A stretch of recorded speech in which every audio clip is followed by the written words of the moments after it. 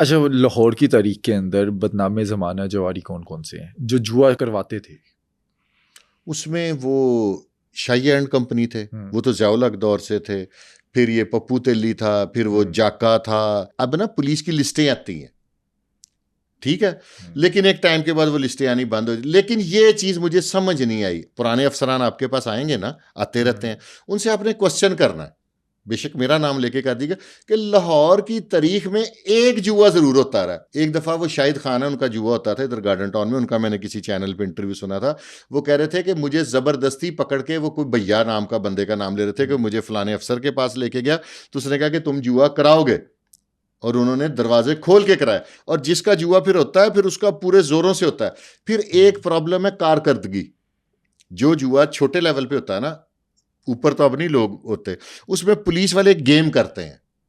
वो क्या करते हैं कि मेरा जुआ बैठा हुआ है, मुझे फ़ोन करेंगे कि यार अफसरान लो सख्ती है, तेरियां बड़ियां शिकायत आ रही हैं। वो खुद ही 4 बंदे थाने बाइकों पे जाते हैं, रिकवरी साथ लेके जाते हैं। उनके ऊपर वो कुज्जी या जो भी उसने डालना है वो पूरा डाल के उनकी तस्वीरें चलती हैं। जब हायर अफसरान जैसे अपने ये फैसल कामरान साहब, इस लेवल का अफसर फ़ोन करता ना, ओए तुम्हारे इलाके में जुआ हो रहा है, वो कहता सर अभी पिछले हफ्ते पर्चा दिया, बंद हो गया। जुआ वहीं का वहीं चल रहा है। खुद पकड़वाते हैं। तय होता है, नहीं होता तो आ जाए कोई जो डाउट करता है, मैं मनाजरा, फिर मैं बड़े बड़ों के नाम ले दूंगा।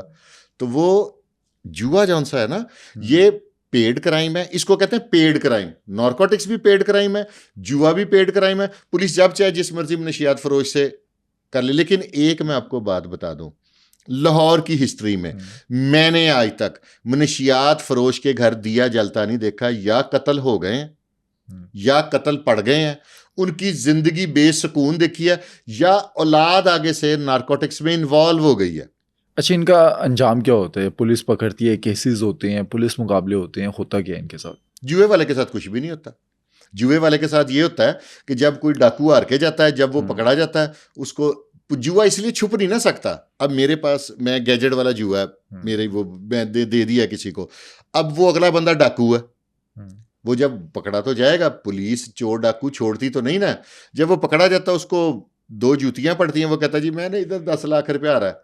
वो पुलिस को पता लग जाता, अगर मैं खुफिया भी कर रहा हूं तो वो कहेंगे हाँ भाई, तो मैं अंडरस्टैंडिंग करके उनको कि ये 10 वो हो गया तो ये आपका हो गया, खत्म।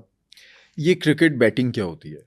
ये क्रिकेट पे, ये जब आपके मैच होंगे ना, आपने नोट करना है, आपने ऑनलाइन बैंकिंग की ट्रांसफर करनी है। अब देखेंगे नेट बड़ा बिजी हो जाता है जब भी पीएसएल ये वो जब मैच होता है। क्यों होता है? क्यों? कि वो मछली तो नहीं आके काटती ना जो आ जाती है दरिया समुद्र के अंदर पीएसएल के दौरान। ये होता है कि ऑनलाइन का सारा काम चल रहा होता है, ठका ठक ठका ठक, कोई ये लगा रहा है, कोई वो लगा रहा है, वो उस पर इंटरनेट पे बोझ आ जाता है। अच्छा, ये तो अब होता होगा ना, लेकिन इससे पहले अगर हम देखें 90s में, 2000 से पहले, इंटरनेट के दौर से पहले, तब किस तरह से होता था? वो एक वर्ड हमने सुना है, बुक चलती है उसकी। वो बुक ये चलती है, जैसे हमारा टेबल है ना, इससे बड़ा टेबल होता था, उस पर 15-20 फोन होते थे। उसमें भी आपका जो लाइनमैन है ना, उसकी मर्जी के बगैर बुक नहीं चल सकती थी, और कारे खास के बगैर। पुलिस वालों को पता है कि ये घर है, इसके अंदर 35 लाइनें आ रही हैं टेलीफोन की, वाई ये क्या, मैं इसीलिए बता रहा हूं कि ये बगैर मर्जी के नहीं।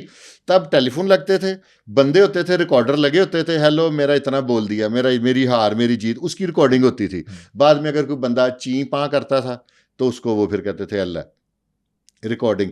ये शुरू से होता आ रहा है, अब भी मैनुअल भी हो रहा है, ये नहीं कि मैनुअल नहीं हो रहा। ये पकड़े नहीं जा रहे। तीसरे दिन आप देखते नहीं कि टीवी पे चल रही होती है, अफसरान जब सख्ती करते हैं तो वो फिर 4-5, और अक्सर जब मैं 4-5 देखता हूँ तो मैं हंसता हूँ कि कई दफ़ा ऐसा होता है कि अब कोई कुक भेज देता अपना, इन्होंने मुलाजम पर्चे कराने के लिए अलहदा बंदे रखे होते हैं, वो 5-7 होते हैं इकट्ठे।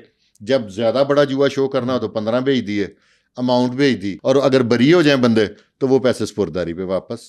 अच्छा, जब ये मैनुअल जुआ होता था तो इससे प्रॉफिट किस तरह से निकलता है?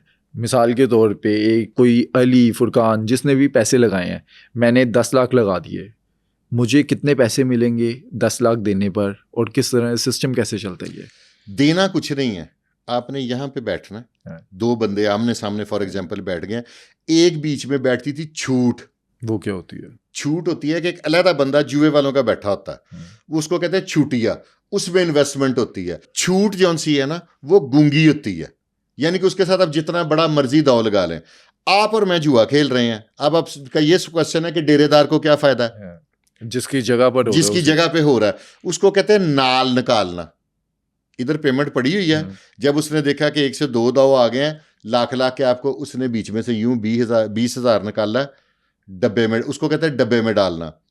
फिर उसको फिर 1-2 दाव आपको आ गए, यानी कि एंड पे पैसे वही हैं, 10 आपका है 10 मेरा है, वो बीच में से 10-10 20-20 हज़ार निकाली जा रहा है। एंड पे हम दोनों जौन से हैं वो बेशक माइनस पे जाए, उसने प्लस में ही रहना, उसका डेरेदार को ये फायदा है।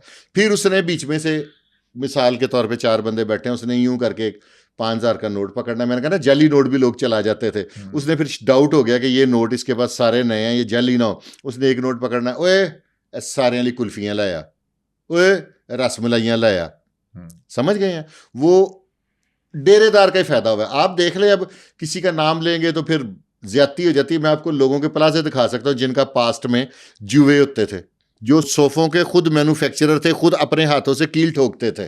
अब ये डेरेदार जौन सा है ना, डेरेदार फायदे में रहता है, जिसको पंजाबी में जो जुआरियों की जुबान में कहते हैं जी दरी जित गई सारे।